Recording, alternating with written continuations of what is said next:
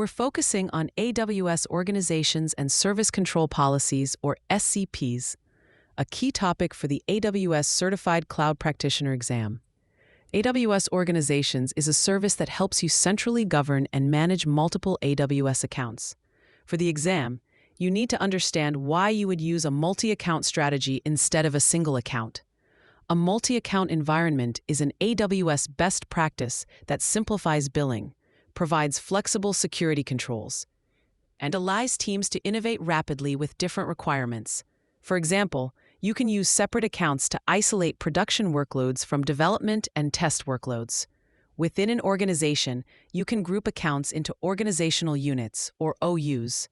Think of OUs as folders for your accounts, which you might structure by function, like a security OU, or by environment, like a production OU. A primary benefit of AWS Organizations that frequently appears on the exam is consolidated billing.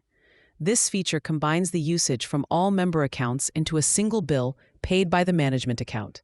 This not only simplifies payments, but also allows you to aggregate usage to qualify for volume pricing discounts sooner, which can lower your overall costs. Now, let's break down service control policies, or SCPs, which is where many exam questions try to trick you. SCPs are not IAM policies. They do not grant any permissions. Instead, SCPs act as guardrails, defining the maximum available permissions for all IAM users and roles within an account or OU. For an action to be allowed, it must be permitted by both the SCP and the relevant IAM policy. The most critical exam trap is understanding what happens when an SCP and an IAM policy conflict. An explicit deny in an SCP always overrides any allow in an IAM policy. For instance, if an SCP attached to a development OU denies access to Amazon SageMaker, no user in any account within that OU can use SageMaker, even if their IAM policy grants them full administrator access. The SCP sets the boundary, and IAM policies operate within that boundary. Another key point is that SCPs only affect member accounts. They do not apply to the management account itself.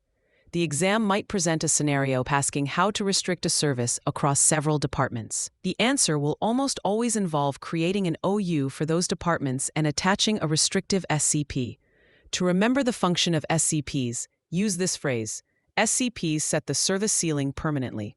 This helps reinforce that they are a maximum limit, or a ceiling, on permissions, not a grant of permission. For free practice questions, AI-powered explanations, and more exam prep tools, visit openexamprep.com. That's openexamprep, all one word, .com.